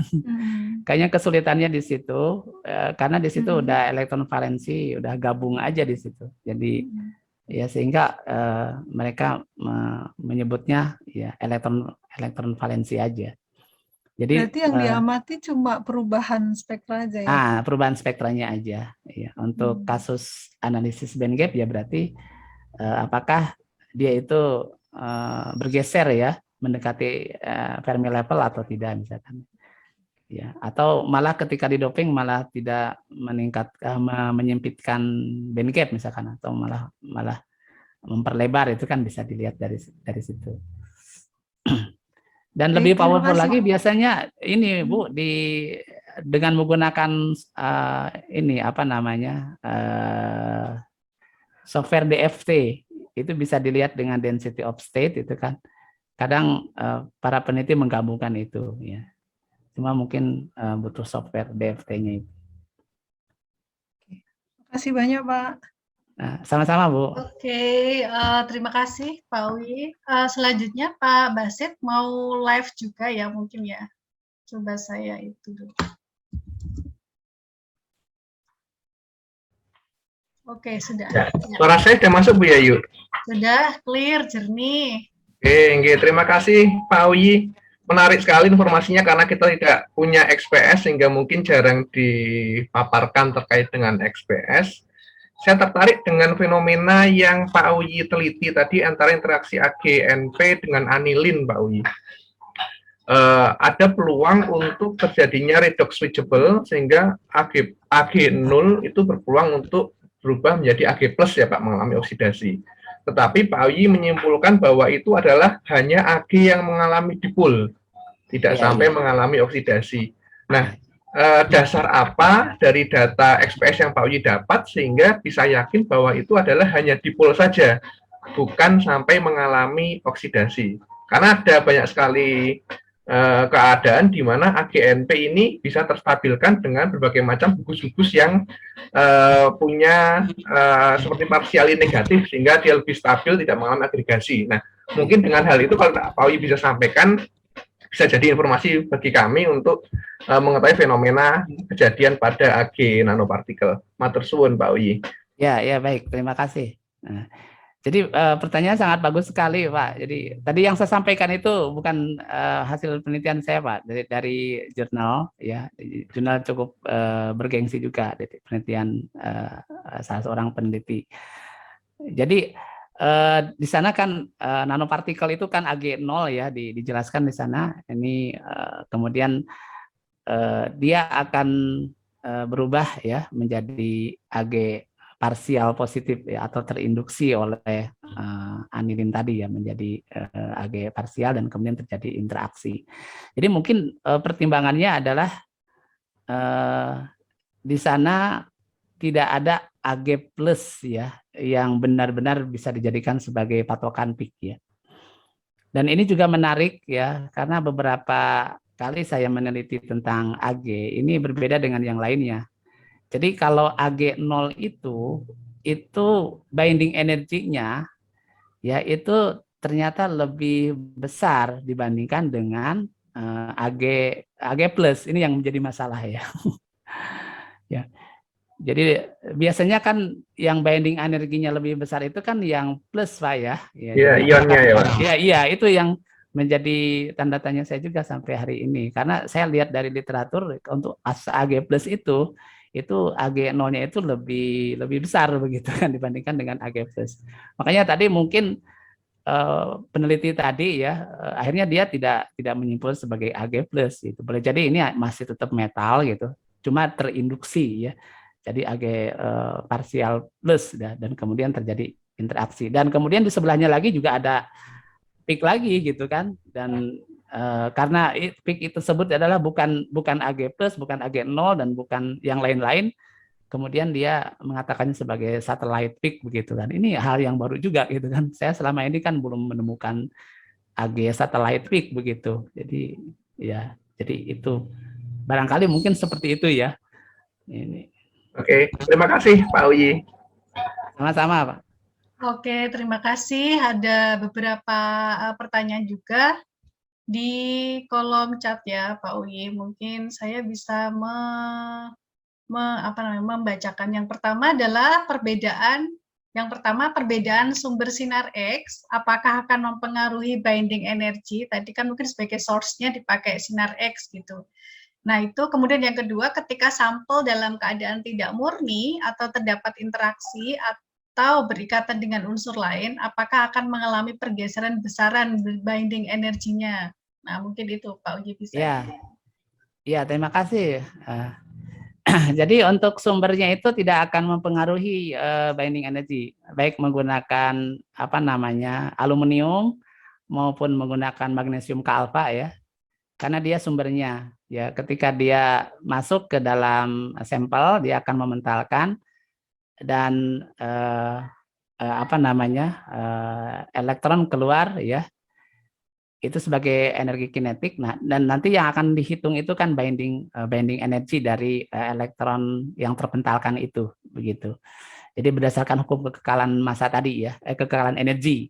Jadi tidak akan mempengaruhi.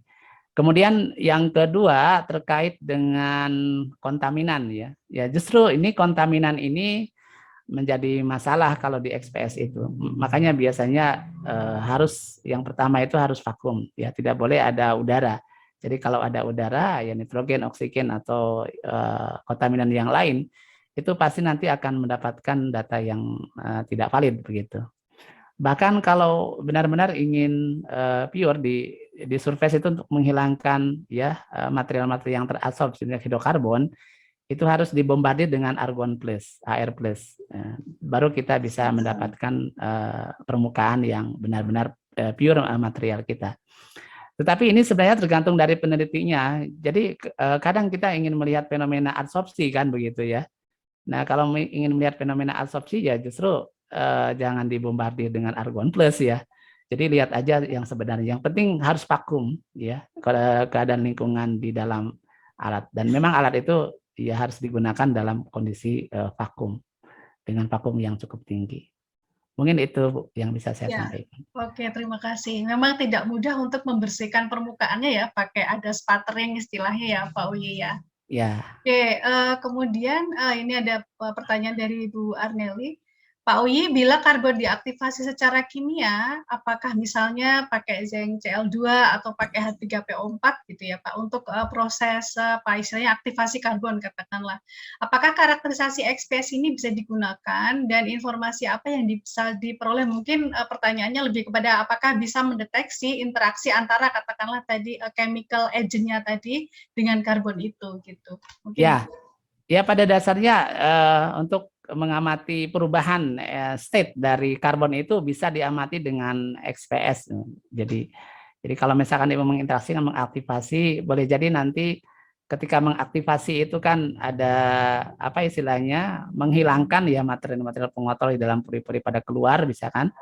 Nah sehingga bisa mempengaruhi gitu state ya di permukaan itu boleh jadi bisa. Saya melihat banyak sekali yang terkait dengan adsorpsi itu analisanya dengan menggunakan XPS juga banyak. Mungkin seperti itu. Oke. Pertanyaan selanjutnya, bagaimana membedakan AG0 dengan AG+ kalau di XRD kok susah? Ya, Dari Pak Ahmad. ya baik Bu ya. Sebenarnya kalau untuk kasus AG0 dengan AG+ itu di XRD itu sangat mudah Bu. Jadi karena peak AG0 itu bisa muncul di XRD. Ya. Cuma masalahnya di XRD itu dia tidak bisa mendeteksi kalau AG0-nya kecil, misalkan 1%, 2%. Itu susah itu, impossible dengan XRD ya. Kalau mungkin AG-nya agak besar misalkan ya 5% lah katakan itu mungkin bisa. Jadi kalau kecil itu sangat sedikit, kadang kita susah membedakannya dengan noise begitu. Jadi kalau dengan XPS itu bisa walaupun mungkin 0,5% ya. Itu kelihatan karena bisa dibantu dengan dekonvolusi jadi AG0-nya. Ya, dan itu juga agak susah ya. Saya pernah berkali-kali untuk memisahkan ya fitting itu untuk AG0 dari kurva nggak dapat ya. Karena memang konsentrasinya sangat kecil sekali ya, 1% seperti itu. Ya idealnya kan kalau dengan XCD sudah yakin ya. Jadi AG0 itu akan muncul peaknya. Karena AG yang lain itu seperti AG+ atau pada AG3P4 strukturnya berbeda dengan AG0. Mungkin seperti itu. Oke. Kayaknya nanti saya juga bisa ini cerita ke Pak Uyi nih. Saya punya data AG juga nih Pak yang karena pertama kali jadi agak bingung mendeteksi dengan XRD. Oke, pertanyaan selanjutnya adalah bagaimana cara kita bisa mengetahui suatu unsur itu berada di permukaan sehingga tidak dikatakan doping. Kemudian apa yang mempengaruhi hal tersebut? Ya baik ya. Biasanya yang saya lakukan itu doping nitrogen ya ke TiO2 ya. Ini susah sekali atau SrTO3 didoping dengan nitrogen. Ya, caranya bisa macam-macam, ada sulfothermal, ada hidrotermal, ada solgel, ada menggunakan gas misalkan NH3 dialiri ke misalkan SrTO3 dipanaskan ya. Nanti nitrogennya masuk ya. Nah, ini kalau dengan XPS itu sangat mudah sekali untuk menentukan apakah nitrogennya ini masuk atau tidak. Jadi dengan dilihat dari binding energinya, misalkan binding energi N1S-nya dilihat. Jadi biasanya untuk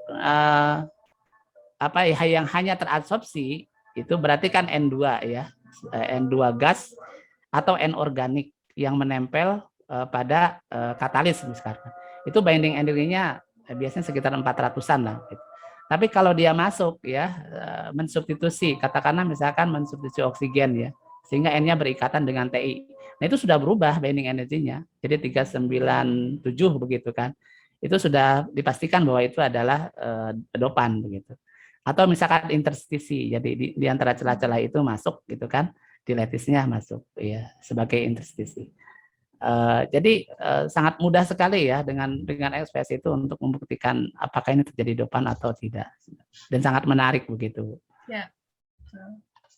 Oke, dan sangat sulit. Oke, pertanyaan selanjutnya dari Pak Holid, apakah Pak Uyi punya pengalaman tentang identifikasi AU dan AU plus menggunakan XPS? Ya, sama juga ya. AU plus dengan AU itu dengan XPS itu mudah sekali. Kita bisa membedakan ya dengan kan biasanya AU itu kan yang dianalisis F4F biasanya, F-nya orbital F-nya. Pasti ini apa namanya? Ada dua peak ya, yang dua peak ini. Dari situ nanti kalau misalkan ya dua peak ini munculnya itu tidak Gaussian ya, ada agak melebar ke kiri, berarti itu double peaknya. Jadi dua-dua ya. Yang satu itu adalah milik AU plus, yang satu lagi itu adalah milik AU 0 misalkan. Jadi ini sangat mudah ya. Sama juga dengan platinum seperti itu. Jadi sangat powerful deh dengan XPS. Ya, betul. Terakhir, untuk menentukan rasio CE3 plus, CE4 plus, jika hasil dikonvolusi 10 puncak itu tidak begitu jelas, apakah bisa diwakili dengan salah satu puncak CE3 plus dan CE4 plus dengan kopling yang sama? Sebentar Bu, sekali lagi pertanyaannya. Untuk menentukan rasio CE3 plus atau CE4 plus, jika hasil dikonvolusi 10 puncak tidak begitu jelas, apakah bisa diwakili dengan salah satu puncak CE3 plus dan CE4 plus dengan kopling yang sama? Ya, jadi pada dasarnya sebenarnya untuk CE3 plus, CE4 plus ya, itu bisa dengan apa namanya, dilihat dari peak gandanya ya. Jadi kalau misalkan double gitu atau melebar atau tidak Gaussian itu yang pertama itu bisa ada dua, jadi CE3 plus dan CE4 plus. Nah biasanya kalau kopling itu tetap sama ya, jadi CE3 plus maupun CE4 plus itu koplingnya sama, jadi spin orbit kopling itu nilainya sama, jadi tidak berubah ya. Jadi dijadikan patokan aja seperti itu. Tapi kalau misalkan kita analisa dengan menggunakan software, ini kadang kita mendapati kesulitan ya. Kesulitannya apa? Ternyata koplingnya itu beda, tidak sama. Ya. Seperti kasus yang tadi saya sampaikan, yang AG itu koplingnya sama ya, 6 dengan 6 ya, elektron volt itu kan sudah yakin. Tapi untuk kasus ini kadang ya, untuk beberapa kasus kadang ternyata beda. Berarti harus kita coba lagi ya, kemudian dioptimasi lagi, nanti kita dapati koplingnya sama atau tidak. Atau ini juga mungkin yang di bidang kimia fisika, di bidang kimia kuantum, sebenarnya ada nggak misalkan pengaruh itu, artinya fenomena environmental state itu yang bisa merubah kondisi orbit spin coupling begitu kan. Nah ini saya belum menemukan itu. Mungkin Bapak Ibu sekalian yang mendalami tentang kuantum ya, itu artinya boleh aja misalkan berubah gitu kan. Dan itu bisa lebih mudah bagi kita untuk menampilkan sebuah data. Mungkin seperti itu. Oke, pertanyaan terakhir Pak mungkin.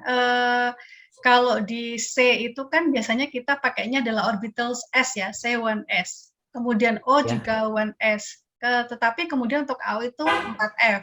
AG tadi adalah 3D. Nah, pemilihan orbital itu untuk identifikasi binding energy itu faktornya apa gitu Pak? Apakah dari tadi yang energinya yang besar tadi energi elektron itu yang besar atau bagaimana? Ya, sebenarnya kita lihat dari spektrum XPS survei yang paling mudah sebenarnya dan yang paling sensitif terhadap perubahan gitu. Seperti misalkan saya menganalisis AG3P4 itu dari 0 binding energinya sampai misalkan 1200. Di situ rentangnya sangat jauh.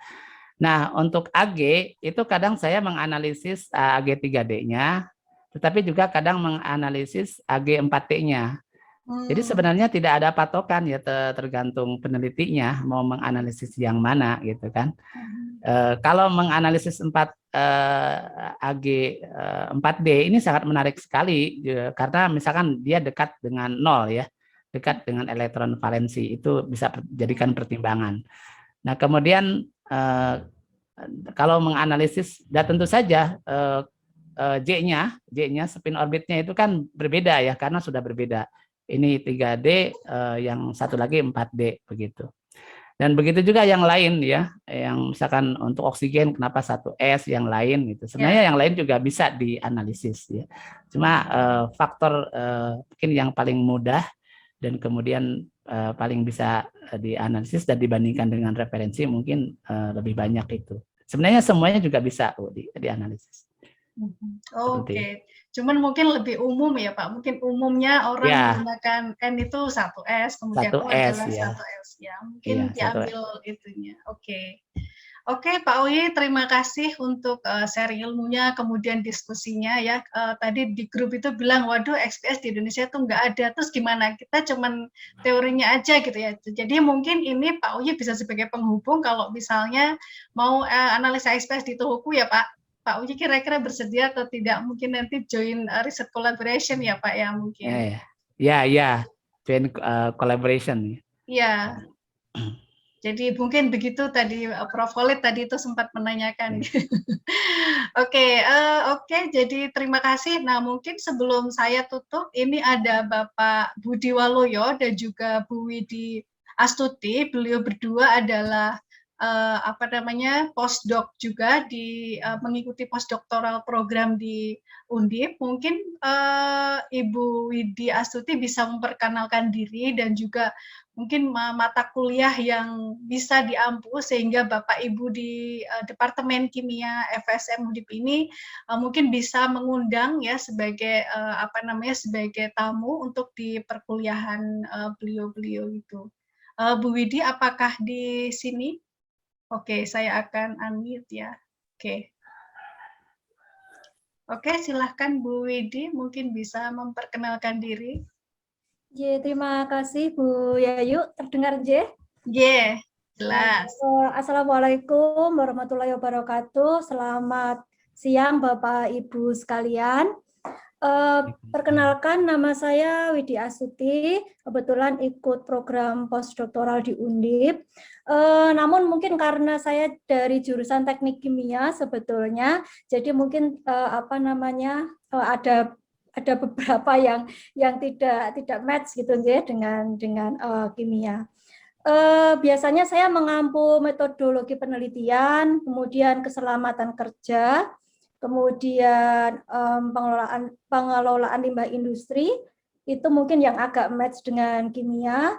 Kemudian kalau di teknik kimia itu saya ke reaktor kimia, kemudian teknik reaksi kimia, neraca massa, seperti itu.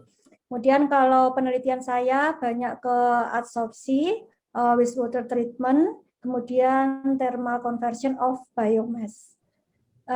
Apalagi Nje? Kira-kira itu Nje. Oke, ya. Terima kasih. Jadi kita memang ada kuliah namanya desain riset Bu Widi. Jadi mungkin nanti pengampunya bisa matching-matchingkan gitu nggih Bu. Sama adsorpsi itu biasanya kita kuliahnya itu kuliah zat padat ya. Ada kuliah permukaan juga ada. Jadi mungkin itu juga akan mungkin sedikit matching. Jadi Bapak Ibu seandainya memang menginginkan Bu Widi gitu ya. Nah, ini ada juga keselamatan lab dan kimia lingkungan untuk pengolahan limbah. Nah, Pak Basit ini langsung gercep nih ya. Mungkin bisa nanti mengundang di perkuliahannya Pak Basit. Kebetulan minggu depan itu ada UTS, Bu. Jadi mungkin setelah UTS jadi 2 minggu setelah UTS mungkin nanti bisa kita manfaatkan waktunya. Oke, matur nuwun Bu Widi atas perkenalannya. Selanjutnya Pak Budi Waluyo, apakah ada di sini, J? Pak Budi, oke Pak Budi. Monggo silahkan perkenalan diri Pak Budi. Halo Pak Budi. Pak Budi ini dari Unima ya? Oh, beliau tidak ada kah? Halo Pak Budi. Halo Pak Budi. Saya sudah bisa Oh ya, oke, ya. Monggo Pak Oke. Budi kalau misalnya mau perkenalan. Oke, bismillahirrahmanirrahim. Assalamualaikum warahmatullahi wabarakatuh, Bapak Ibu Waalaikumsalam. semuanya. Kami sebenarnya bidang ininya dari mechanical engineering, Ibu. Oke. Jadi cuma beberapa riset terakhir kami itu ke bahan bakar. Di beberapa riset kami yang sudah berhasil dipublikasikan itu beberapa ada artikel itu di Fuel itu lebih ke campuran pemanfaatkan bioetanol dan biometanol sebagai bahan bakar kan seperti itu.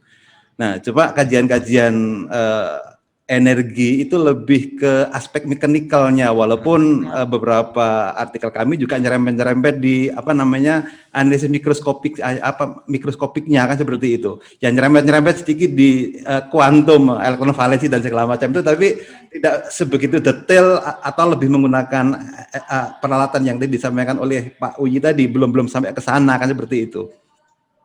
Mungkin itu, jadi kami tertarik dengan tema yang disajikan Pak Uyi tadi, karena memang kami akan lebih fokus juga lebih di mikroskopisnya, analisisnya akan seperti itu. Karena analisis yang yang makroskopis, yang pakai mechanical klasik itu memang menurut kami agak sulit untuk bisa tembus di jurnal yang bereputasi tinggi ya seperti itu. Nah, kami mencoba untuk analisis mikroskopisnya, nyerempet-nyerempet di kuantum seperti itu, Ibu Yayu.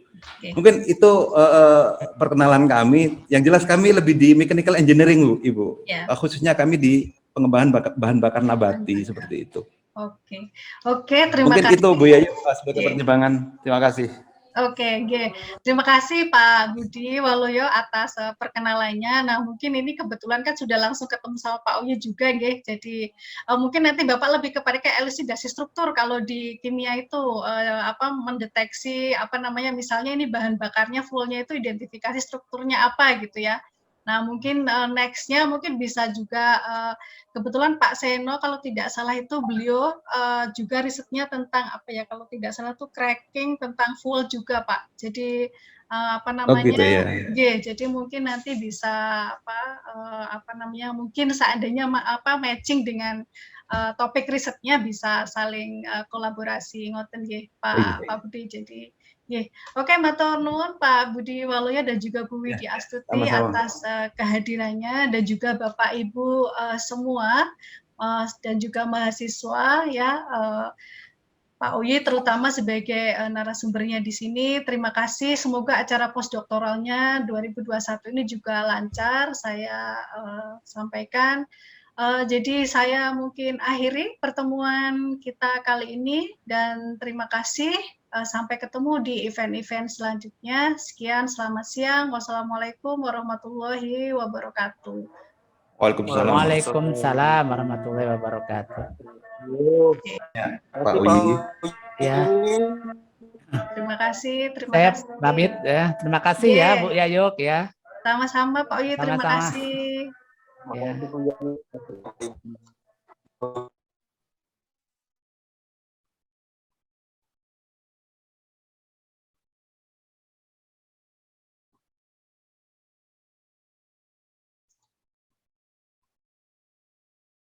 Oke, terima kasih Bapak Ibu. Saya akhiri